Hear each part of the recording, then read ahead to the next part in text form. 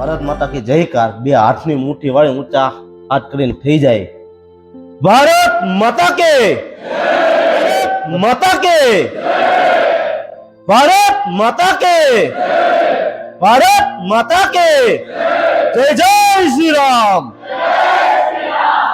નમસ્તે સદા વસ્તરે માતૃભૂમિ એ માતૃભૂમિ અને સદા વંદન સાથે આજે ભારતીય રાષ્ટ્રીય સહકારી સંઘના સહયોગથી અમરેલી જિલ્લા સહકારી સંઘ દ્વારા આયોજિત સાવરકુંડલાની કોલેજમાં સહકારી પ્રવૃત્તિ એટલે મુખ્ય શું?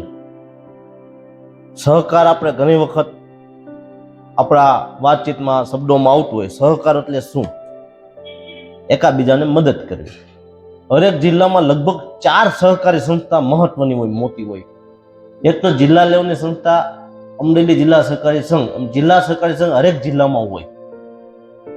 અમરેલી તો અમરેલી આગળ લાગે, ભાવનગર તો ભાવનગર લાગે, રાજકોટ તો રાજકોટ લાગે। એમ જ અમરેલી જિલ્લા મધ્ય સહકારી બેંક, દરેક જિલ્લામાં મધ્ય સહકારી બેંક। આપણી વચ્ચે હમણાં જ ડેરીના ચેરમેન બોલીને ગયા, લગભગ મેક્સિમમ જિલ્લામાં ડેરી થઈ ગઈ, જિલ્લા લેવલની સંસ્થા હોય। એમ આપણી વચ્ચે જંતી બાપા જિલ્લા ખરીદ વેચાણ સહકારી સંઘ, દરેક 4 સંસ્થા લગભગ દેશના મેક્સિમમ જિલ્લામાં હોય। કોઈ જિલ્લા નવા બન્યા હોય એટલે એનું કામગીરી જૂનો જે જિલ્લો હોય એની આ સંસ્થા જોડાયેલી હોય કે બધા જિલ્લા હોય પાછા વધતા જાય સંખ્યાના વસ્તીના આધારે। એટલે આ રીતના મુખ્ય 4 સંસ્થાઓ।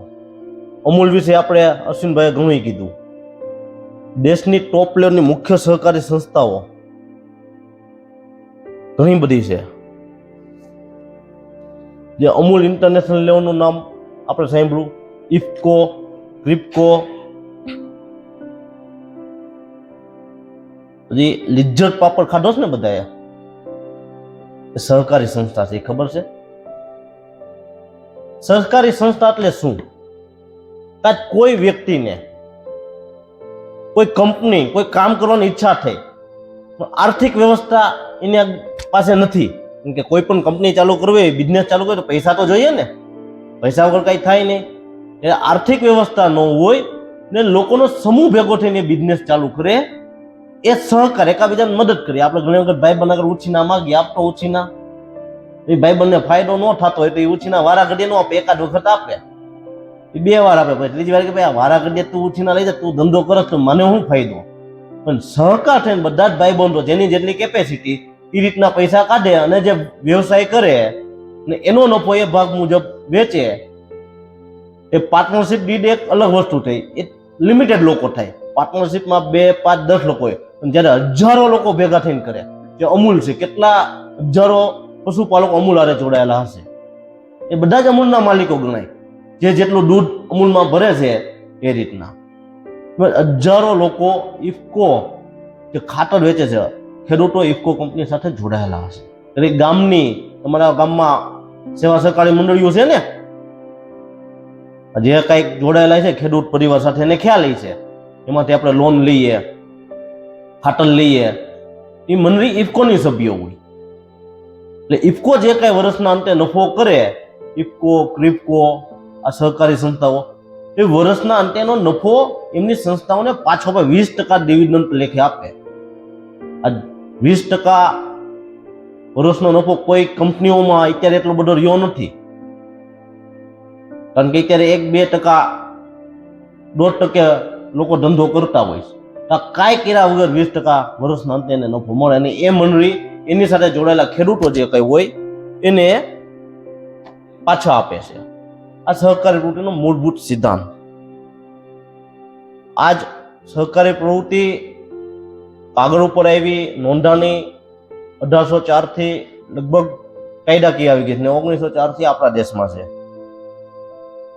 પણ ભારત વર્ષની માનસિકતા આપણી ગળથૂટીમાં છે સહકારી પ્રવૃત્તિ, બંધારણમાં ભલે નહોતું, પણ આપણે પ્રભુ શ્રી રામની વાત કરીએ, 500 વર્ષે અહીંયા આવ્યા, પણ જ્યારે માતા સીતાનું હરણ થઈ ગયું અને લંકા એમને લેવા જવાના હતા,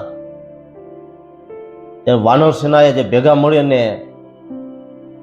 જે લંકા લગીનો રામ સેતુ બનાવ્યો, અને એમાં નાનામાં નાની ખિસકોલીનો પણ એક રોલ હતો, તે સહકાર, એકાબીજાને મદદ કરવાની ભાવના,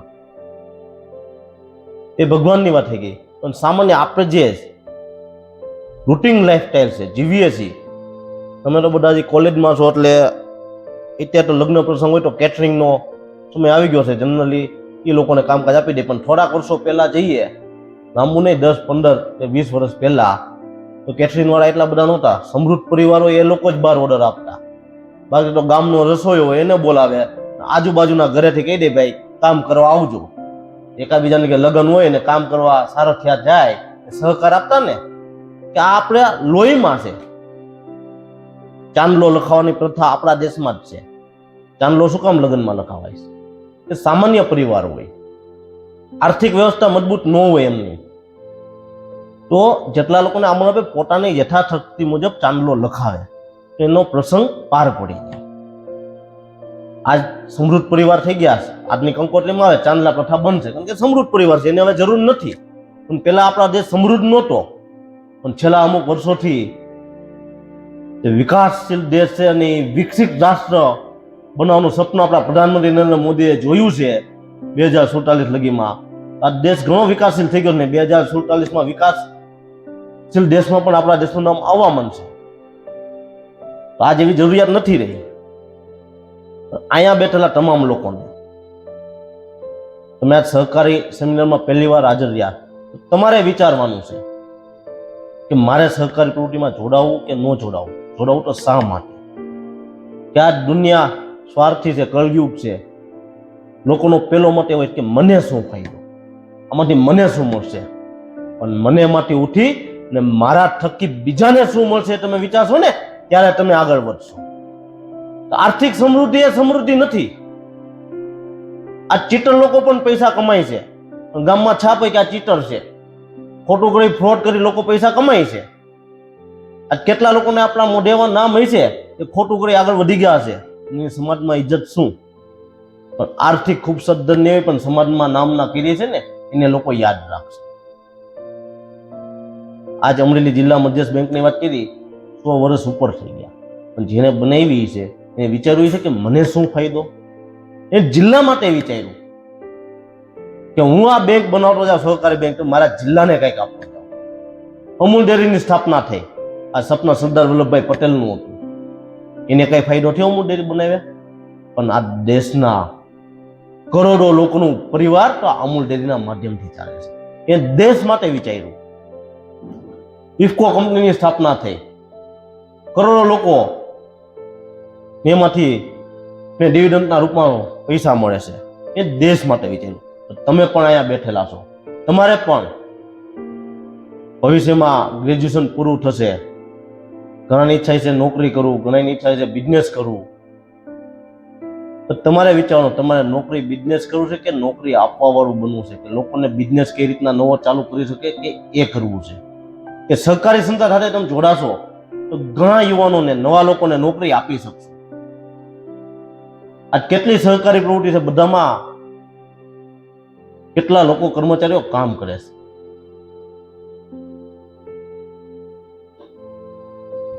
સાહેબે વાત કરી બેંકની. એકચ્યુઅલી કોલેજ કેમ્પસ કોઓપરેટિવ સહકારી સંસ્થા બનાવવાની છે, એટલે એમાં બેન્કિંગનું કામ પણ થાય. બેન્કિંગ સિવાય તમારામાં જે કાંઈ આવડત હોય એના પણ કામ થાય. એટલે તમે અહીંની કોલેજની કેમ્પસ કોઓપરેટિવ સંસ્થા બનાવશો, આર્થિક રીતે નબળા લોકો હશે, એને ફી ભરવાની તકલીફ છે, હજી તો શરૂઆત છે, પહેલી વહેલી હજી બનશે, રજીસ્ટ્રેશન થશે, 100 જણાથી રજીસ્ટ્રેશન થશે, પછી ભવિષ્યમાં આગળ આવશે. હવે ચાલુ થઈ ગયા પછી નિરંતર વસ્તુ એક વખત ગોઠવાઈ ગયા, સેટઅપ થઈ ગયા પછી ચાલતું રહે. પણ કોણે ચાલુ કર્યું હંમેશા એને યાદ કરવામાં આવે. તો તમારે લોકોને ચાલુ કરવાનું છે. ભવિષ્યમાં સંસ્થા તમારી કોલેજની મજબૂત થાય તો ભણવામાં હોશિયાર લોકો હોય, વિદ્યાર્થી હોય, આર્થિક રીતે નબળા હોય તો એને પણ મદદ કરી શકો. તહેવારો આપણા હિન્દુ કલ્ચર મુજબ ઘણા છે, ઉજવીએ છીએ. રક્ષાબંધન આવે તો રાખડીઓ લગભગ બધી જ બહેનો લેતી હોય છે ભાઈઓને. તો આપણી જ કોલેજની બહેનો જે હોશિયાર હોય, જેનામાં આવડત હોય, તો રાખડી બનાવી કોલેજમાં જ વેચી શકે. તો એ જે કાંઈ નફો થાય તો ઘર બેઠા એને કોલેજની બહેનોને પોતાને એક આવકનો સોર્સ ઊભો થાય ને સારી ક્વોલિટીની તમે બનાવો તો આપણા જ ભાઈઓને બાંધી શકાય. કારણ કે અમરેલી જિલ્લા સંઘે આ વર્ષથી શરૂઆત કરી હતી. રસોઈ બનાવવાની આવડત આપણા દેશમાં જે છે એ લગભગ બીજા દેશોમાં એવી નથી. અને હું તો 20 જેટલા દેશ ફેરો છું. જે સ્વાદિષ્ટ ભોજન આપણા દેશનું, જેમાં આપણી બહેનોના હાથમાં જે ભગવાને જે તાકાત આપેલી છે સ્વાદિષ્ટ રસોઈ બનાવવાની, તહેવારોમાં મીઠાઈ આપણે પુષ્કળ વેચાય. તો આપણે આપણી સહકારી મંડળી બનાવ્યા પછી કેમ્પસ કોઓપરેટિવ ને હરેક તહેવારોમાં મીઠાઈ ખાવાની આપણે પ્રથા છે. જો આપણા જ કોલેજની બહેનો સારી મીઠાઈ બનાવી ને વેચવા મૂકે તો મને 100% ભરોસો કે સાવરકુંડલાના લોકો આ સહકારી સંસ્થા પાસેથી મીઠાઈ ખરીદશે. હવે તો કેટલી પ્રવૃત્તિ થાય. આ લોકલ ફોર વોકલને જોર આપતા પ્રધાનમંત્રી નરેન્દ્ર મોદી મન કી બાત આમાંથી કોઈ સાંભળે છે ખરા? સાંભળતા હશો તો સાંભળજો. મહિનાના છેલ્લા રવિવારે આવે છે. કેટલી વખત લોકલ ફોર વોકલનો એને ઉલ્લેખ કર્યો છે. અત્યાર લગી રમકડા જે છે ને બાળકોના, મેક્સિમમ બીજા દેશમાંથી ઇમ્પોર્ટ કરવામાં આવતા, પણ મોદી સાહેબે વારા ઘડીએ રમકડાનો ઉલ્લેખ કરી લોકલ ફોર વોકલ આપણા દેશમાં એટલા રમકડા બનવા માંડ્યા છે. આમાંથી પણ કોઈ રમકડા બનાવવાની તાલીમ લે અને રમકડા બનાવી અને વેચી શકે છે. એનાથી પણ સહકારી સંસ્થા આપણી મજબૂત થાય. આત્મનિર્ભર ભારત, તમે સાંભળેલો છે શબ્દ કંઈક ને કાંઈક. આત્મનિર્ભર ભારત, આત્મનિર્ભર બનવા માટે શું કરવું પડે? Local for vocal. એકતા તો પહેલા આપણી માનસિકતા કે વિદેશની હોય એ સારું હોય એ કાઢવાની જરૂર છે. કે આજ આપણો દેશ કોઈ રીતના પાછળ નથી રહ્યો. વિશ્વના સારા દેશોમાં આપણા દેશનું નામ લેવા માંડ્યું છે. કેટલી વસ્તુઓ છે તો ઇમ્પોર્ટની બદલે એક્સપોર્ટ થવા માંડી છે. તો લોકલ ફોર વોકલને પ્રાધાન્ય આપવું પડશે. આજ ઘણી વસ્તુ એવી છે કે 100% આપણે લોકલ નથી મળવાની, ભારતીય નથી મળવાની. અમુક વસ્તુ આપણે વિદેશી ખરીદવી પડશે. પણ શક્ય હોય ત્યાં લગી, જ્યાં લગી આપણા દેશની વસ્તુ મળે ત્યાં લગી બીજા દેશની વસ્તુ ન પડે, આ નિર્ધાર કરવો પડશે. સહકારથી સમૃદ્ધિ એક સહકાર માટે જ કહેવામાં આવ્યું છે. આત્મનિર્ભર ભારત બનવું છે કે સહકારથી સમૃદ્ધિ લાવવી ખૂબ જ જરૂરી છે. અમલ ડેરીના માધ્યમથી અમરેલી જિલ્લાના 35,000 પરિવાર લોકોને રોજગારી મળે છે. એમ અલગ અલગ વિવિધ સહકારી સંસ્થાઓ દ્વારા તમને જિલ્લાના લોકોને સહકારથી સમૃદ્ધિમાં લઈ જઈ શકશો ને આત્મનિર્ભર ભારત બનાવવામાં આગેકૂચ કરી શકશો. આત્મનિર્ભર ભારત બનાવવા પહેલા આત્મનિર્ભર અમરેલી અને આત્મનિર્ભર સાવરકુંડલા બનાવવું પડશે. એના માટે તમારે વિચારસરણી બદલવી પડશે કે હું મારા જિલ્લા માટે, મારા ગામ માટે મેં શું કર્યું છે, હું શું કરી શકું. ત્યારે આત્મનિર્ભર બનાશે. મને સમાજે શું આપ્યું એ નહીં, પણ હું મારી જિંદગી જીવું છું, મેં સમાજને શું આપ્યું એ અભિભાવ પેદા કરવો પડશે. ત્યારે આપણું સહકારથી સમૃદ્ધિનું લક્ષ્ય સાકાર થશે. પ્રધાનમંત્રી નરેન્દ્ર મોદી કહે છે 2047માં ભારત દેશ એક વિકસિત દેશ તરીકે ઉભરી આવશે. મોદીની ત્રીજી ટર્મમાં ભારતનું અર્થતંત્ર વિશ્વના ત્રીજા ક્રમાંકે આવી જશે. એમાં આપણું યોગદાન શું, એવું ક્યારે આપણને વિચાર આવ્યો ખરા? દેશ તો વિકાસ કરે છે, લોકો કામ કરે છે, પણ આપણે અહીંયા સાવરકુંડલામાં બેઠા બેઠા આપણા શું યોગદાન આપી શકીએ, લોકોને શું કામ કરી શકીએ? એના માટે આ કેમ્પસ કોઓપરેટિવ સંસ્થા બનાવવી ખૂબ જ જરૂરી છે. તમને એમ થાય આ કેમ્પસ કોઓપરેટિવ બનાવીને શું થશે? આથી ઘણા લોકો હોશિયાર છે, વાંચવાની ટેવ હશે. અમુક લોકો હું બોલું છું લખવાની ટેવ હોય છે, એવા પણ ઓછા છે 2-5%. બાકીના સાંભળશે અને પૂરું થયું પછી જય સિયા રામ. નેતાઓ બોલીને ગયા, નહીં તો આવે ને બોલે, આપણે હું બરોબર ને? કે કોઈ પણ આગેવાન બોલે એ ન્યા લગી પહોંચ્યો એનો સંઘર્ષ હોય. આ અમે લોકો અહીંયા બેઠા છીએ, તમે લોકો સાંભળો છો, તો આ કઈ એમને આવીને નથી બે ગયા. કંઈક ને કંઈક પોતે સમાજ માટે કામ કર્યું છે, સંઘર્ષ કર્યો છે, લોકો માટે વિચાર્યું, તે તમે સાંભળો છો. બાકી ગમે એ આવે ને કેમ નથી બેહાડતા સાહેબ? હોય તમારા બેહાડે જ ગમે. બાકી રોડ ઉપર ઘણા રખડતા હોય, ગમે એને સાંભળવા ગયા. તમને એવું ક્યારે થાય કે ભાઈ અમે સ્ટેજ ઉપર જઈએ ને અમે બોલીએ ને અમને લોકોને સાંભળે? તમને લોકો પણ ભવિષ્યમાં લોકો સાંભળે. આમાંથી ઘણા ઈચ્છાય છે ને, ઘણા ઈચ્છાય છે ભાઈ આપણે ગોયડું, આપણે નોકરી સારી કરી લેવું, આ ધંધો કરી લેવું, બાપાનો ધંધો છે તો એ સંભાળી લેવું, આપણે ક્યાં કરવાની જરૂર છે? એ બે વિચારધારા વાળા લોકો હોય છે. આજ ભારત સરકાર હોય કે ગુજરાત સરકાર હોય, વિદ્યાર્થીઓ માટે હર હંમેશ વધુ વિચારવે કે ખ્યાલ છે વિદ્યાર્થી જે છે ને એના મનમાં કંઈક કરી ચૂકવાની ભાવના હોય ને તે કેરે પાર રહે. અને દેશનું ભવિષ્ય હોય એ યુવાન હોય, વિદ્યાર્થીઓ હોય. આજ ભારત સરકાર કે ગુજરાત સરકાર બેનું આપણે બજેટ સાંભળીએ ને શિક્ષણ માટે, વિદ્યાર્થીઓ માટે, તો 43,651 કરોડ રૂપિયાનું માત્ર ભારત દેશના વિદ્યાર્થીઓ માટે વાપરવામાં આવે છે અને અભ્યાસ માટે વાપરવામાં આવે છે. આ નાની રકમ નથી. એમ જ રમત ગમત યુવા, રમત ગમતની વાત આવે એમાં એ વિદ્યાર્થીઓ જ જોડાયેલા હોય કે વિદ્યાર્થી કાળ જે પૂરો થયો હોય ને એ રમત ગમત જોડાયેલા હોય. 568 કરોડ રૂપિયાનું રમત ગમત માટે બજેટ ફાળવેલું ભારત સરકારે. આપણે તો એટલા રૂપિયા ફેરવા, આમાંથી કેટલાને ખબર છે કેટલી યોજનાઓ તમારા લગી પહોંચે છે?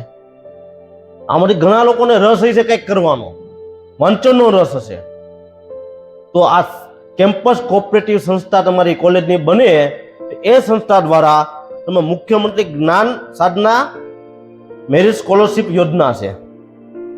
25,000 વિદ્યાર્થીઓને સ્કોલરશિપ આપે છે.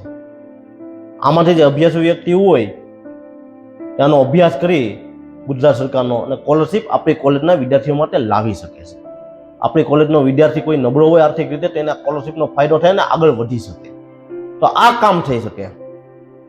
પાયલોટ બનવા માટે હવામાં ઉડવાના સપના ઘણાના હોય, પણ આપણે આગળ યોગ્ય માર્ગદર્શન નથી હોતું કઈ રીતના જવું, કેમ કામ કરવું. તો આ કેમ્પસ કોઓપરેટિવ બનાવીને આમાંથી સારા વિદ્યાર્થીઓ જેને વાંચનનો અને સરકારી યોજનાઓનો રસ હોય એ યોજનાઓ લઈ આવે. 25 લાખ રૂપિયાની લોન માત્ર 4% વ્યાજ દરે પાયલોટ બનવા માટે સરકાર આપે છે. મને ખબર છે આમાંથી 100% એક પણ વિદ્યાર્થી આવી કોઈ યોજનાનો લાભ નહીં લીધો. નું કારણ શું? કે આપણો અભ્યાસ નથી એટલો, કે કોઈ એવો લીડર આગળ વધ્યો નથી કે આ ભારત સરકાર કે ગુજરાત સરકારની યોજના આપણા લગી લાવે. અમને ઘણા એવા વિદ્યાર્થીઓ હોય છે જેને આ યોજનાઓની ખરેખર જરૂરિયાત હોય, અને રસ્તો કેમ અપનાવવો તો એ આપણને ખબર નથી. તો આમાંથી જે વિદ્યાર્થીઓને રસ હોય કે મારી કોલેજના વિદ્યાર્થી માટે હું કંઈક કરું, તે આ યોજનાનો અભ્યાસ કરી અને તમારી કોલેજના જ વિદ્યાર્થીઓ માટે આ યોજનાઓ લાવો, એક તમારી દિલની લાગણી છે.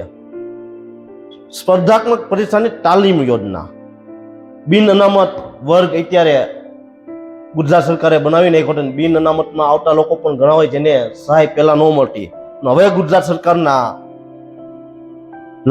લાભને લીધે ગુજરાતમાં બિન અનામત વર્ગના વિદ્યાર્થીઓ જેમની આર્થિક પરિસ્થિતિ નબળી છે, સારી નથી, એવા લોકોને પણ આમાં સમાવેશ કરવામાં આવે. જેને ધોરણ 12માં 60% વધુ પર્સેન્ટેજ આવે અને સરકારની લાભનો ઉપયોગ કરવો હોય, એ યુપીએસસીની પરીક્ષા હોય, જીપીએસસીની પરીક્ષા હોય કે વર્ગ 1, 2, 3 ગૌણ પસંદગીની પરીક્ષા હોય, એમાં કોઈને લાભ લેવો હોય તો બિન અનામત વર્ગના લોકોને 20,000ની સહાય ફીમાં આપવામાં આવશે. 20,000 રૂપિયા લગીનો જે ફીનો એનો ખર્ચ હોય એ ગુજરાત સરકાર ભોગવશે. તમારે ખર્ચો નહીં થાય ત્યાં તાલીમ લેવી હોય. અને ઘણા વિદ્યાર્થીઓ કોલેજ કરવા બહાર જતા હોય છે, આર્થિક વ્યવસ્થા નબળી હોય ને હોસ્ટેલમાં રહેતા હોય, તેને ભોજન માટે હોસ્ટેલમાં 1,500 રૂપિયા દર મહિને સરકાર આપે છે. આ યોજનાનો પણ લાભ લઈ શકો. પોતાના ગામથી બીજા ગામમાં તાલુકા લેવલ લગી જતા હોય ને ત્યાં રહેતા હોય, કોઈ પણ જગ્યાએ પોતાનું ઘર મૂકીને વિદ્યાર્થી બહાર રહેતા હોય, તેને 1,500 રૂપિયા મંથલી આપવામાં આવે છે. મુખ્યમંત્રી યુવા સ્વાવલંબી યોજના, જેના પરિવારની આવક 6 લાખ રૂપિયાથી વાર્ષિક ઓછી હોય ને ધોરણ 12માં 80%થી વધુ જેને માર્ક આવ્યા હોય ને વિજ્ઞાન પ્રવાહ કે સામાન્ય પ્રવાહની પરીક્ષામાં એને ગુજરાત સરકાર તરફથી અલગ અલગ ઘણા લાભો મળે છે. અને ગ્રેજ્યુએશન પછી મેડિકલ કે ડેન્ટલ કોર્સમાં કોઈ જાય વિદ્યાર્થી, એને એની ટ્યુશનની ફી હોય, એમાં પણ 50% રાહત અથવા 2 લાખ રૂપિયા લગીની સહાય. 2 લાખથી વધુ હોય તો નહીં, જે ઓછો હોય, માને તમારી ટ્યુશન ફી 4 લાખ છે તો 2 લાખ સરકાર આપે, 3 લાખ છે તો 50% એના 1.5 લાખ થાય તો સરકાર 1.5 લાખ આપે. મગર ટ્યુશન માટે ભૂતકાળમાં કોઈ સરકારે કંઈ આપ્યું નથી. પણ આ સરકારની લાગણી છે કે આપણા રાજ્યનો વિદ્યાર્થી ભણી ગણીને આગળ વધે અને નામ કરે તો ટ્યુશન માટે પણ એને સહાય આપવામાં આવે છે. ને ખાલી ડેન્ટલ કે મેડિકલ નહીં, કોઈ પણ ગ્રેજ્યુએશન પછીના પ્રોફેશનમાં જવું હોય તો એમાં પણ 50% ટ્યુશન ફીમાં રાહત આપે છે ને 25,000 રૂપિયા લગીની અન્ય સહાય આપે છે. ડિપ્લોમા કોર્સ હોય 10મા પછી સીધો, તો એમાં પણ 50% ફીમાં રાહત આપે છે. ને ખાલી ટ્યુશન ફીમાં નહીં, એના કરતાં પણ વધુ કે કોઈ પણ સારા ફીલ્ડમાં તમે જાઓ, પુસ્તક પણ લેવામાં આવે, તે પુસ્તકાલયમાં પણ મેડિકલ કે ડેન્ટલના પુસ્તક હોય તેના 10,000 રૂપિયા લગીની પુસ્તક લેવા સહાય આપે છે. એન્જિનિયરિંગ, ટેકનોલોજી કે ફાર્મસી, આર્કિટેક્ચર એના માટેના પુસ્તકો લેવાના હોય તો 5,000 રૂપિયા લગીના પુસ્તક માટે સહાય આપે છે. ડિપ્લોમા અભ્યાસક્રમ હોય એના માટે 3,000 રૂપિયાની પુસ્તકની સહાય આપે છે.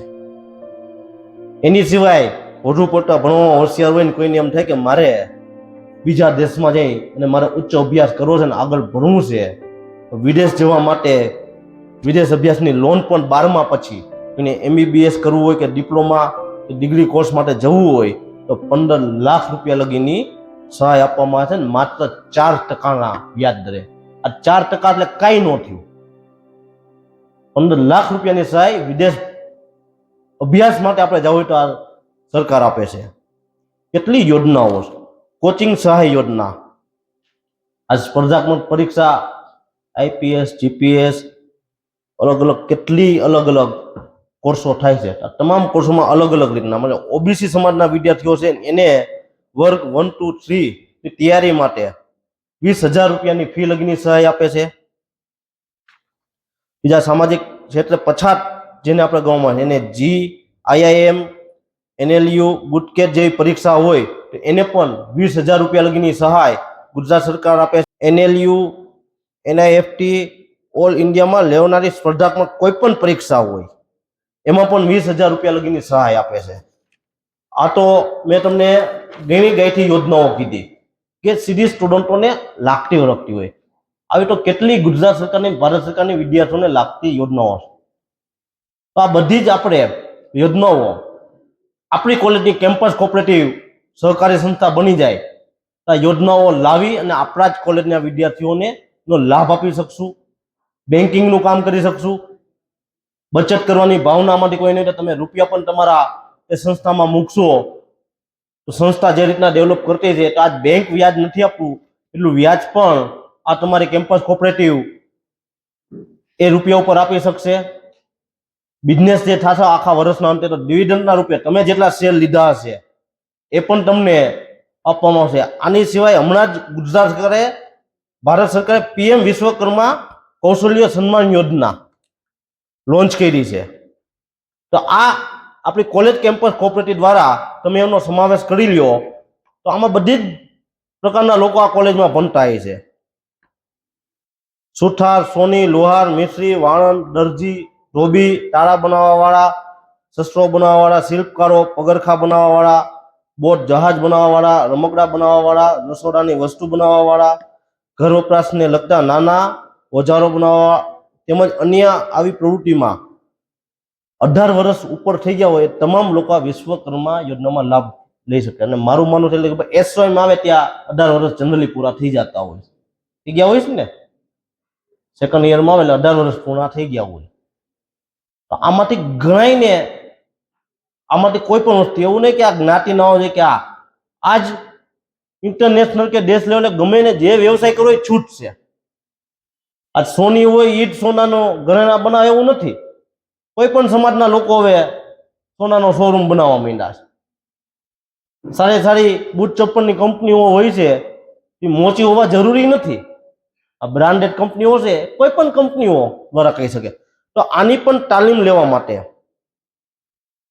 18 વર્ષની જે ઉપરના લોકો હોય ને તાલીમ સરકાર દ્વારા દેવામાં આવે છે અને સ્ટાઇફન્ડ તરીકે એને 500 રૂપિયાનું ચૂકવણું કરવામાં આવે છે.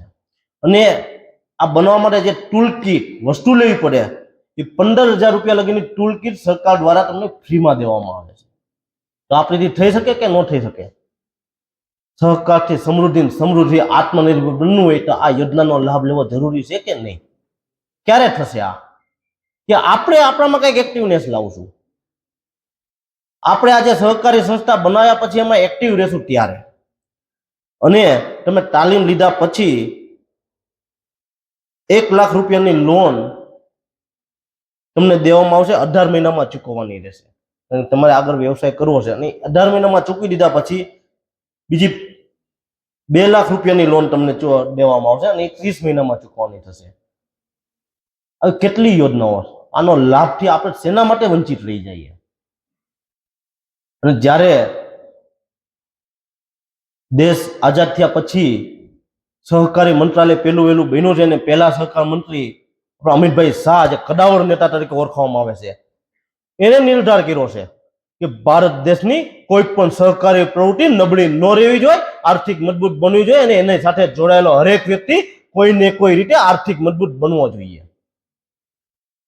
આજ સમગ્ર વિશ્વની નજર ભારત દેશ ઉપર છે, કારણ કે ભારત દેશ અને સૌથી યુવાન ગણાતો દેશ છે અને સૌથી વધુ વસ્તી ધરાવનારો દેશ છે. ભાઈ, મારો અને તમારો ભારત દેશ છે. આજ વિશ્વનો કોઈ પણ દેશ હોય, કોઈ પણ વસ્તુનું પ્રોડક્શન કરે અને એ વસ્તુના પ્રોડક્શન એને વેચવું હોય ને, તેની પહેલી નજર ભારત દેશ ઉપર હોય છે. કારણ કે કોઈ પણ વસ્તુ સમગ્ર વિશ્વ એક બાજુ પરચેસ કરે ને માત્ર ભારત દેશ 50% વધુ ઉપરાંત ભારત દેશ કરે છે. ને ભારત દેશ નિર્ધાર કરી લે કે અમે વિદેશી વસ્તુ નહીં વાપરીએ.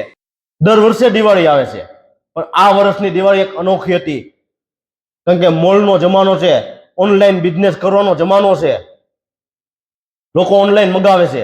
પણ નરેન્દ્ર મોદીએ લોકલ ફોર વોકલના સ્લોગનને સાર્થક કરતા દરેક આગેવાનોને સૂચના આપી હતી, હકાલ કર્યો છે કે તમે તમારી દિવાળીની ખરીદી તમારા સ્થાનિક દુકાનવાળા આગળ, સ્થાનિક લારીઓવાળા આગળથી ખરીદી કરો, એમની પણ દિવાળી સુધરે.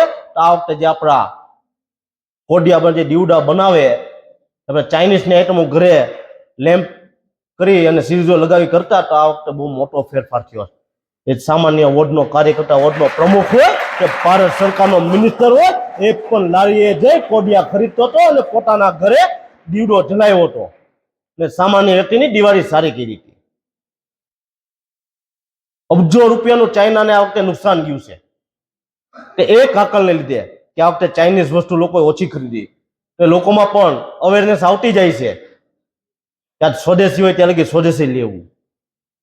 તો તમને પણ આજના સરકારી સેમિનારમાં મારો એટલો જ આગ્રહ છે, બને ત્યાં લગી સ્વદેશી વાપરો. 2047માં જ્યારે મારા અને તમારા ભારત દેશનું નામ એક વિકસિત દેશ તરીકે આવતું હોય, તો એમાં તમારું અને મારું સહકારીના માધ્યમથી કંઈક ને કંઈક યોગદાન હોય અને આત્મનિર્ભર ભારત બનાવવામાં સહકારથી સમૃદ્ધિનો મહત્વનું યોગદાન હોય. એટલું કહીને વિનમું છું. વંદે માતરમ. ભારત માતા કી જય.